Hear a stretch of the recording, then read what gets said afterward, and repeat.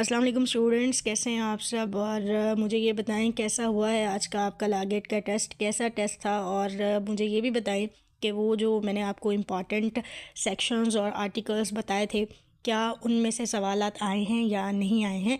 तो इसके मुतालिक भी आपने मुझे अपडेट करना है और ये भी बताना है आपका टेस्ट कैसा हुआ है। और मेरी अल्लाह ताला से यही दुआ है कि अल्लाह ताला आप सबको कामयाब फरमाए, आमीन। बहरहाल मेरी नेक तमन्नाएं और दुआएं आपके साथ हैं। तो इसी के साथ ही 21 दिसंबर 2025 को होने वाले लागेट टेस्ट के चंद एक सवाल जो कि मेरे पास मौजूद है, मुझे आप ही स्टूडेंट्स ने बताए हैं, तो उनके जवाबात मैं आपको बता देती हूँ।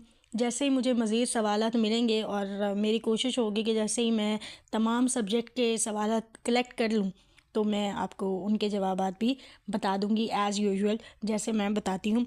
फ़िलहाल मेरे पास जो सवालात हैं हम उन्हीं को देख लेते हैं और उसी के मुताबिक देख लेते हैं कि आपने ये सवालात सही तरीके से हल किए हैं या नहीं किए हैं। तो शुरू करते हैं सवाल नंबर 1 से, जो कि मेरे पास मौजूद है। और ये जो मेरे मॉक टेस्ट हैं ये मैंने उससे लिया है, ठीक है। ऑप्शन आगे पीछे हो सकते हैं, लेकिन आपके मुताबिक ये सवाल लागेट में मौजूद था तो उसका राइट आंसर और उसकी जो स्टेटमेंट है वो मैं बताने लगी हूँ। As per article 62 of the constitution of Pakistan 1973, the term of office of the chairman or deputy chairman shall be dash years from the day on which he enters upon his office। और इसके option है A6, B3, C4, D5।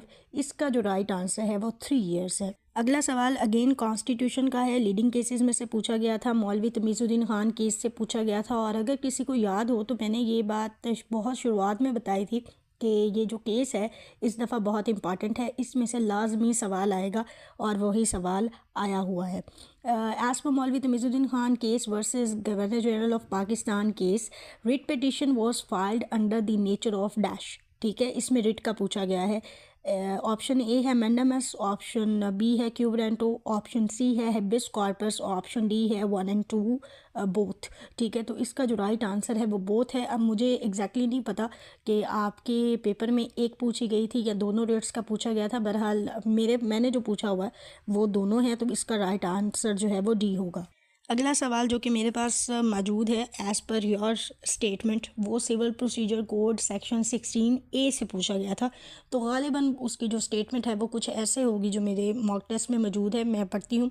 As per CPC section 16A, subject to pecuniary or other limitations prescribed by any lawsuits for the recovery of dash with or without rent or profits shall be instituted in the court within the local limits of whose jurisdiction the property is situate।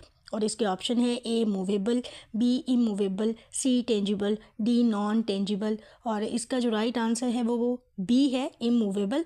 और अगर किसी को याद हो तो मैंने ये जो सेक्शन है आपको बहुत क्लियरली बताया था कि इसमें आपको ये याद रखना है कहाँ पे इमूवेबल का लफ्ज़ है और कहाँ पे मूवेबल का है। तो उसी हिसाब से ये सवाल पूछा गया था जिसका राइट आंसर बी है, इमूवेबल। अगला जो सवाल पूछा गया था वो सेक्शन 92 की इलस्ट्रेशन ए से पूछा गया था। और मैं जब भी आपको पीपीसी के सेक्शन करवाती हूँ हमेशा एक बात कहती हूँ कि ला गेट के हवाले से इलस्ट्रेशन बहुत इंपॉर्टेंट है, एक इसमें और एक क्यूएसओ में, ठीक है।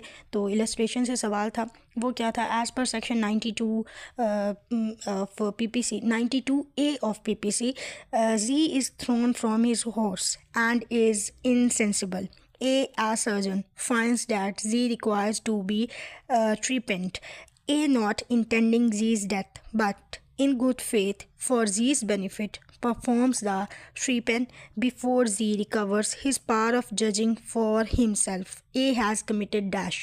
और इसके ऑप्शन है A offense, B no offense, C mere offense, D strong offence. और इसका जो राइट आंसर है वो बी है, नो ऑफेंस।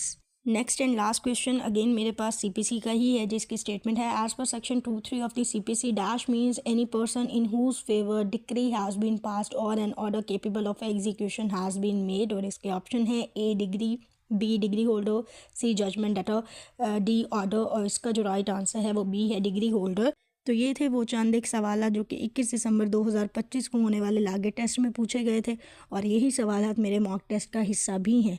तभी मैं आपको कहती हूँ कि जो इम्पॉर्टेंट बताती हूँ आपको वो भी याद किया करें, मॉक टेस्ट को भी अच्छे तरीके से देखा करें क्योंकि यही वो चीज़ें हैं जो टेस्ट में आ जाती हैं, और अगर हम इसको निगलेक्ट करते हैं तो फिर हमें मसाइल का सामना होता है, हमें क्वेश्चन की समझ नहीं आती है। बहरहाल मेरे पास यही फ़िलहाल सवालात मौजूद थे जो मैंने आपके साथ शेयर कर दिए हैं, और जैसे मज़ीद आते हैं फिर मैं आपके साथ शेयर करती हूँ। और अगर आपको कोई सवाल याद आता है तो लाज़मी मेरे साथ शेयर करें। अल्लाह ताला से मेरी यही दुआ है कि अल्लाह ताला आप सबको कामयाब फरमाए। आमीन।